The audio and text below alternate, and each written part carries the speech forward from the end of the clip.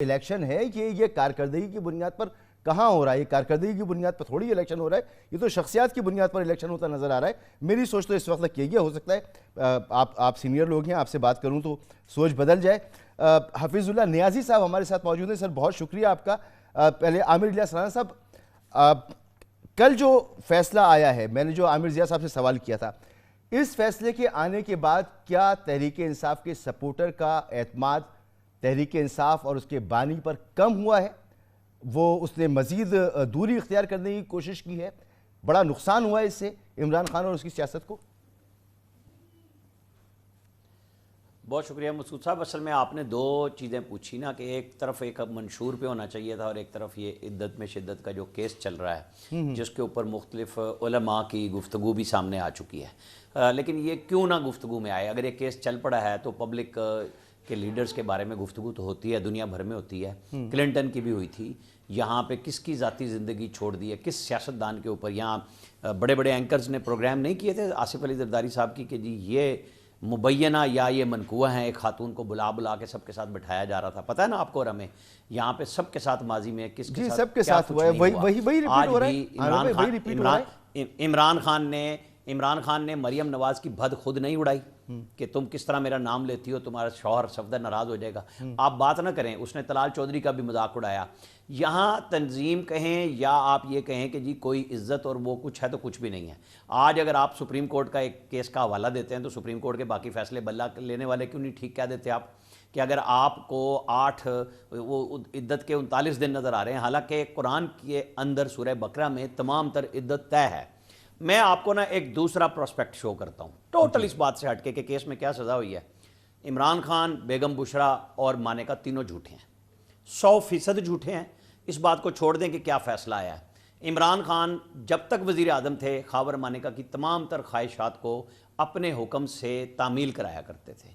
आज़म खान उसके लिए ऑर्डर किया करते थे। मैं आपको पहले भी जिस दिन खावर मानेका ने ये केस किया था, मैंने कहा था कि एक हैं नादिर चट्टा, इस वक्त पंजाब में सेक्रेटरी हैं, ग्रेड 20 में अब गए हैं। जब इमरान खान के दौर में ये प्रमोट होने लगे थे तो इनको इनकार किया गया। इनके आगे और पीछे ऊपर नीचे जितने लोग थे सबको प्रमोट किया। आज़म खान ने सेक्रेटरी स्टैफ को फ़ोन किया कि प्राइम मिनिस्टर कह रहे हैं कि इसे प्रमोट नहीं करना चाहिए, इसके सारे रिकॉर्ड दुरुस्त हो। वजह ये इनको बुलाया गया था, मिस्टर ताहिर खुर्शीद जो टीके के नाम से मशहूर हैं, वो इनको व्हाट्सएप पे मैसेज किया करते थे कि खावर मानेका का कोई काम नहीं करना। और एक दिन अचानक उनको फ़ोन आया कि मेरे पास आओ, खावर मानेका से मिलो और माफ़ी मांगो।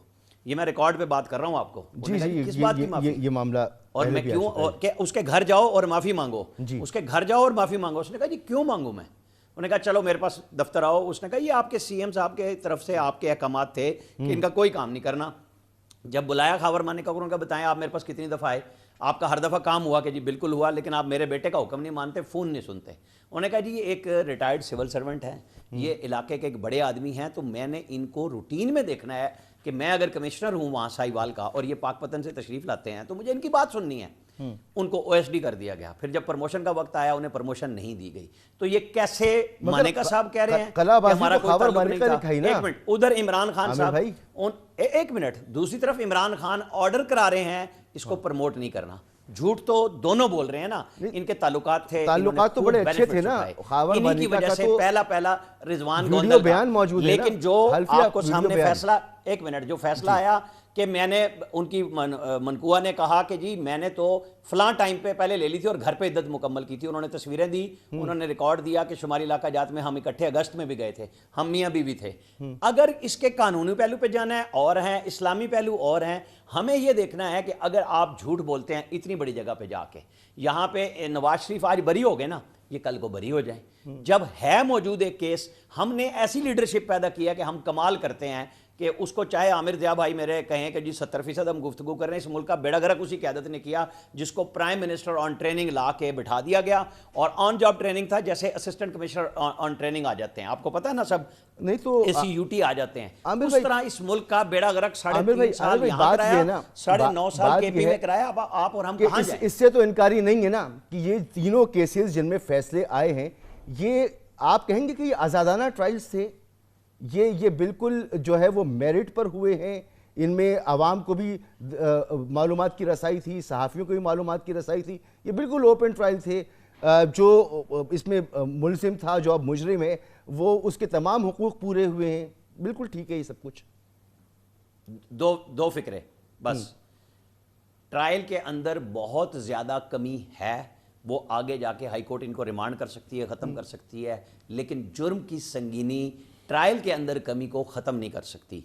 ठीक हो इमरान खान को साइफर में सज़ा हुई है आज़म खान के बयान पे, उनको एक सेक्रेटरी खारजा के बयान पे, एक पाकिस्तान के अमेरिका में सफ़ीर के, कि वो क्या कहते रहे और ये क्या खेलते रहे, इस बुनियाद पे हुई है। तोहफे बेचे गए हैं, तोहफे रिकॉर्ड पे नहीं लाए गए, इस बुनियाद पे सज़ा हुई, बिल्कुल जेल में हुई। लोगों को ट्रायल में पहले नहीं बुलाया गया था, फिर बुलाया भी गया।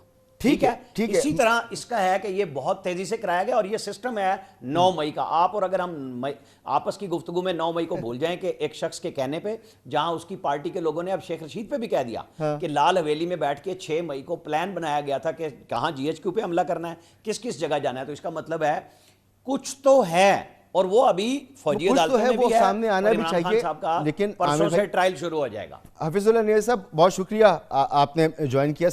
सर जैसे आमिर इलियास राना साहब फरमा रहे हैं कि ट्रायल है, इसमें झोल तो मौजूद हैं, इसमें कमियां तो मौजूद हैं।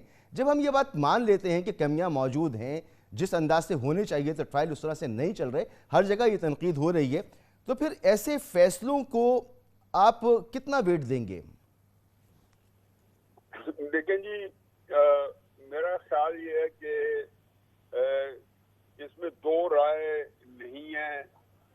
जो बंदा कोई भी हो, इमरान का बदतरीन मुखालिफ हो या नवाज शरीफ साहब का बदतरीन मुखालिफ हो, वो एक बात जो है अंदर से, चाहे उसके अंदर कोई ऊंच नीच कोई हो ख्यालात की, वो सामने आके कौन बंदा है जो कहेगा कि जो आईने पाकिस्तान जो किसी बंदे के को ट्रायल का जो हक देता है, जो हमारा आर्टिकल 10A है, जो हमारे जितने हमारे क्रिमिनल प्रोसीजर कोड्स हैं, उसके मुताबिक मुकदमा चलना चाहिए और हर बंदे को फेयर ट्रायल मिलना चाहिए। तो उसके बाद फर्ज किया कि जी फेयर ट्रायल नहीं मिला, और एक बंदा मुल्जिम को समझता है कि जी मुझे जो सजा दी गई है, जब वो सजा याफ्ता हो जाता है कि सही नहीं दी गई, उसके बाद हाई कोर्ट का फोरम है और आपके पास चाहे आईनी के नाम आने। नवाज शरीफ साहब भी कह रहे थे कि मुझे जो फेयर ट्रायल नहीं मिला और सजाएं मुझे गलत हुई हैं, तो क्या वो फिर सजाओं से बच सके हैं? क्या उनको माफ कर दिया गया? कतई नजर इसके कि ये होता है कि उनको जो पाकिस्तान के अंदर जो जिसको कहना चाहिए कि अपील का हक है, वो आपसे अगर सबूत किया जाए, आपको अदालत का में आने ना दिया जाए, ये एक और चक्कर हो जाता है।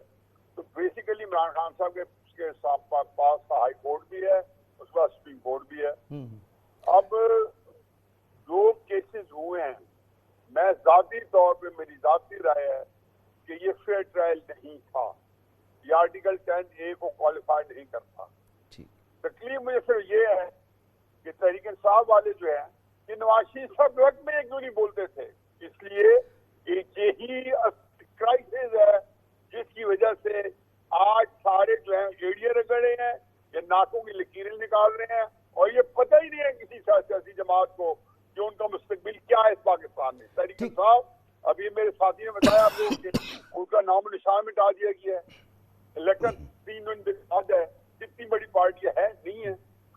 सर एक सवाल की इजाजत दीजिएगा मुझे, आपकी गुफ्तगू सर आंखों पर, जब आप भी ये मान रहे हैं कि फेयर ट्रायल के तकाजे पूरे नहीं होते, तो एक सवाल है कि ये मसूद रजा जैसे कि आम आदमी का ट्रायल तो नहीं है, ये एक हाई प्रोफाइल आदमी का ट्रायल है जो पाकिस्तान का वजीर आजम रहा, पाकिस्तान की एक बड़ी सियासी जमात का सरबराह रहा, और उस पर न सिर्फ पाकिस्तान बल्कि दुनिया भर के मीडिया की नज़रें उसके ऊपर मौजूद हैं। तो हमारा अदालती निज़ाम कहाँ खड़ा हुआ है सर, और हमारा ये सिस्टम जो है ये कहाँ खड़ा हुआ है ये सिस्टम? तो माजी में तो जो होता रहा सो होता रहा, इस वक्त जो हो रहा है उस पर आप क्या कहेंगे? हमारा अदालती निज़ाम अल्लाह ताला के फजल करम से 1953 में 1954 में जो मौलवी तमीजुद्दीन केस हुआ था, जहाँ से शुरू हुआ था, वहाँ खड़ा है, बल्कि उससे ज्यादा अबतर है। मैं काजी फाइज साहब के बारे में बहुत हाई रिकॉर्ड रखता हूँ, मुझे हकीकत है, यकीन है कि उसने जरूर कवर कराएंगे। सुप्रीम कोर्ट के जितने सीनियर जजेस हैं मेरा ख्याल है कि ये पाकिस्तान की तारीख के अंदर एक बहुत अच्छा वाक़या है